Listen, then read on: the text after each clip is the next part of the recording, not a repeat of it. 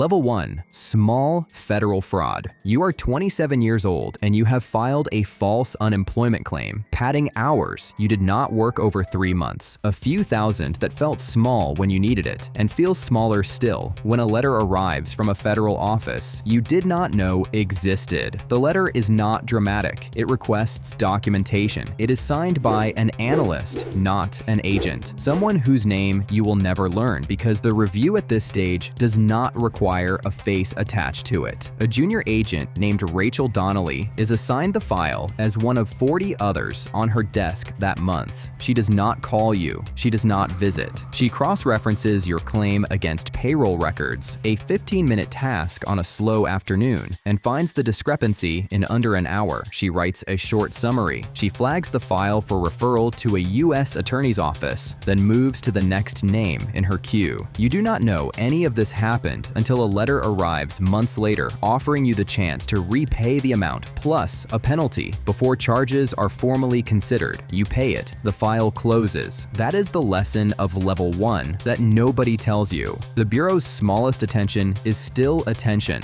A 15-minute cross-reference, a name added to a queue, and it costs you almost nothing to notice and almost everything to ignore. Level 2. Identity theft ring. You are 29. What started as one stolen identity, a wallet, a name, a handful of opened credit lines, becomes 3, then 11, as you learn how easily the first one worked and how little resistance the second one met. Each new identity feels like proof that the first one was not a fluke, that the system genuinely is as porous as it seemed the first time. You tell yourself you're not hurting anyone directly, that the credit companies absorb the loss, that the actual people whose names you're wearing will barely notice beyond a phone call and some paperwork. This time, the file does not sit on one desk. It moves to a financial crimes unit, or an agent named Marcus Ibrahim begins doing something Rachel Donnelly's review never required: connecting. He pulls victim complaints from 4 different field offices and notices the same pattern of stolen mail routes repeating across each one.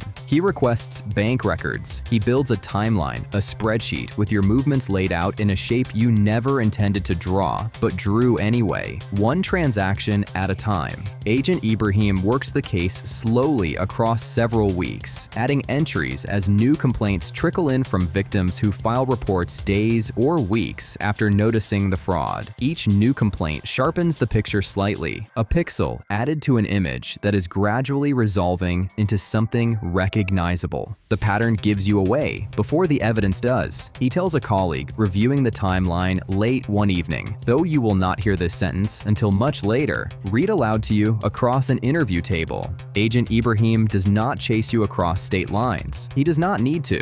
He simply waits for the timeline to finish drawing itself, adding one more data point each week you continue, patient in a way that feels almost indifferent from the outside, but is in fact the entire strategy. By the time agents arrive at your door, they already know your daily schedule, your bank branches, and the names of 3 people you stole from before you open the door yourself. You are not caught. You are concluded. The final entry in a file that had already answered every question about you before you were ever asked one. Level 3. Bank robbery. You are 32, 11 minutes inside a branch lobby. A note passed instead of a word spoken. $40,000 in a bag that feels heavier walking out than it did being counted at the teller window. This is not a financial crimes unit anymore. This is a full field investigation, and the difference announces itself within hours. A case agent named Diane Okoye arrives at the branch before the die pack has finished smoking. She interviews the teller, the branch manager, 2 customers who were in line behind you. She reviews the surveillance footage, frame by frame, not for your face. The mask handled that, but for your hands. Your gait, the specific way you shifted your weight while waiting for the drawer to open. Within a day, a forensic accountant traces the marked bills through 2 ATM withdrawals across town. Within 3 days, a tip line generates a name from someone who recognized the jacket in a grainy steel frame shared with local media. Agent Okoye coordinates a surveillance team that watches you for 6 days before making a move, building a case methodically rather than rushing an arrest that might not hold up once you are sitting across from a defense attorney. During those 6 days, you go about your life unaware, buying groceries, going to work, unaware that a rotating team of agents is documenting your movements from unmarked vehicles 2 cars back.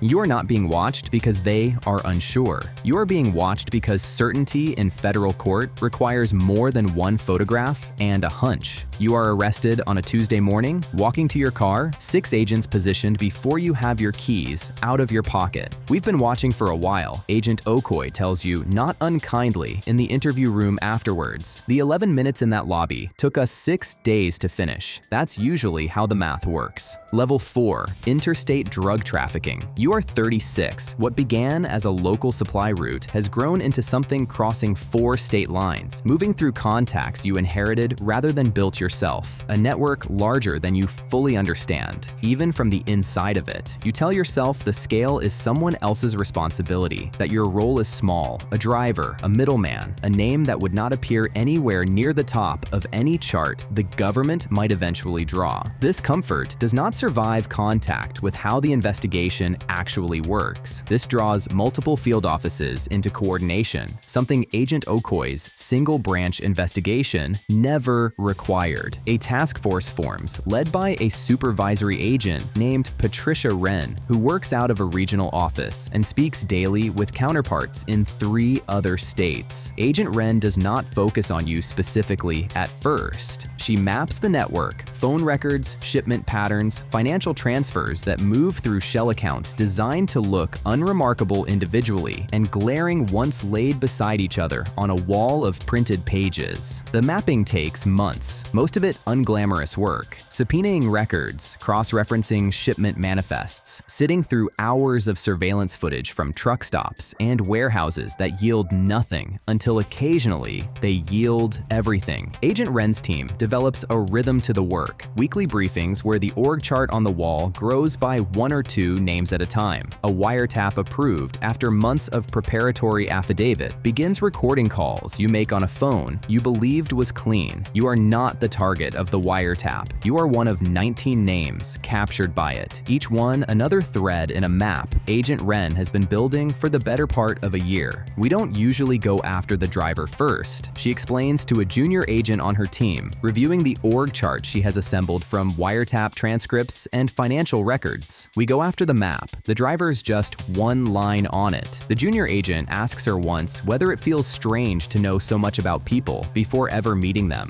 You know them better this way than you would meeting them. People lie to your face. The financial records don't. You are arrested in a coordinated series of raids across 4 states executed the same morning, timed so that no one in the network has a chance to warn anyone else. 19 names, 1 morning, a year of mapping compressed into 6 simultaneous knocks on 6 simultaneous doors. Level 5, kidnapping. You are 40, a ransom demand. A missing person and a case that moves at a speed, nothing before it has moved at, because kidnapping investigations run on a clock that other federal cases do not.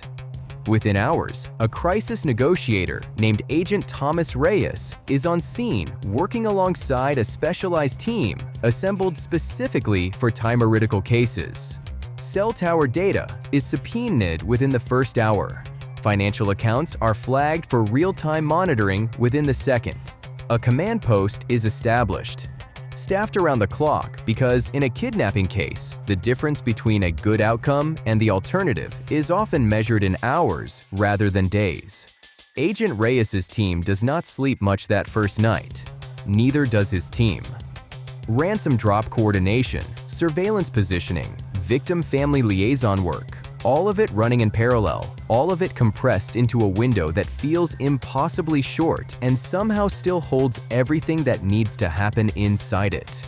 He spends part of that first night with the victim's family, not because his primary role is comfort, but because trust with the family is operationally necessary. Every decision about the ransom drop, every piece of information shared with media runs through a relationship built in real time under the worst possible circumstances. You made one mistake in the ransom drop location, a detail you thought was clever, a public place with too many cameras that you assumed would work in your favor. It does not. Agent Ray, as his team, has technicians reviewing footage from 11 different cameras before you have finished walking back to your car. A license plate captured on one angle is cross-referenced against a rental agreement within 20 minutes. A physical description from a second angle is matched against the plate before the hour is finished. You are arrested less than 36 hours after the initial abduction.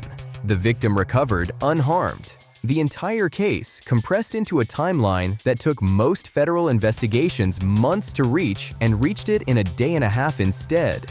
Time is the only thing we don't get to negotiate for. Agent Reyes says afterward in a debrief you are not present for, but will later read a transcript of everything else we can build as we go. Time we spend before we even fully understand the case. Level 6. Organized crime. You are 44 years inside an organized structure, not the leader, but close enough to the center that your name appears on org charts long before agents ever knock on your door.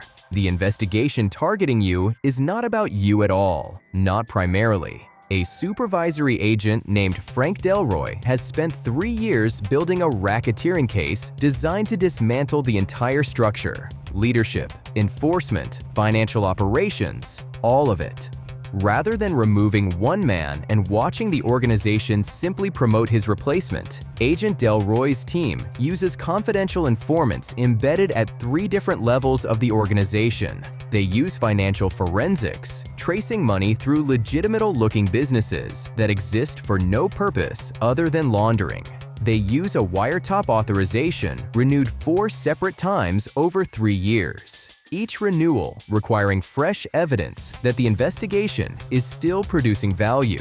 You don't take down an organization by arresting people one at a time. Agent Delroy tells a new analyst joining his team, you take it down by understanding it completely and then removing every piece on the same day, so nothing has time to reorganize around the gap. That day arrives on a Thursday morning. 14 simultaneous arrests, 3 years of patient work compressed into 6 hours of coordinated raids across 2 states. You are one of the 14. You are not the reason the investigation happened. You are one line in a structure. Agent Delroy spent 3 years learning to see completely, and seeing it completely was always the actual point. Level 7 Cybercrime. You are 47.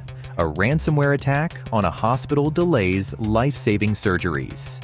Agent Lisa Chen's team doesn't need a confession. They trace your crypto payments across 6 wallets using blockchain analysis. The same technology you used to hide leaves a permanent trail that catches up to you 4 months later. Level 8. Serial violent crime. You are 51. A pattern across 3 states goes unnoticed for years until behavioral analyst Dr. Whitfield connects the crime scene signatures. Agent Gregory Alston narrows your location, and updated DNA techniques reprocess old evidence to complete the picture. 2 agents deliver a quiet knock at your door. Level 9. International Criminal Organization. You are 55. Operating across 3 countries. Legal attaché. Robert Castellanos spends over a year building diplomatic partnerships and negotiating cross-border legal requests. A synchronized raid across 3 time zones ends in your arrest and eventual extradition. Level 10. Terrorism. You are 59. A joint terrorism task force under Agent Elena Marchetti activates within hours. Financial, digital, behavioral, and international intelligence converge all at once rather than over months. You are apprehended in days, 10 levels, from a 15-minute file review to an instant multi-agency response, are the exact same architecture scaled to match the crime. The Bureau doesn't hunt like a single person. It hunts like a structure, patiently assembling pieces until the final knock on the door is almost an afterthought. If this changed how you see what happens behind the headlines, share and subscribe.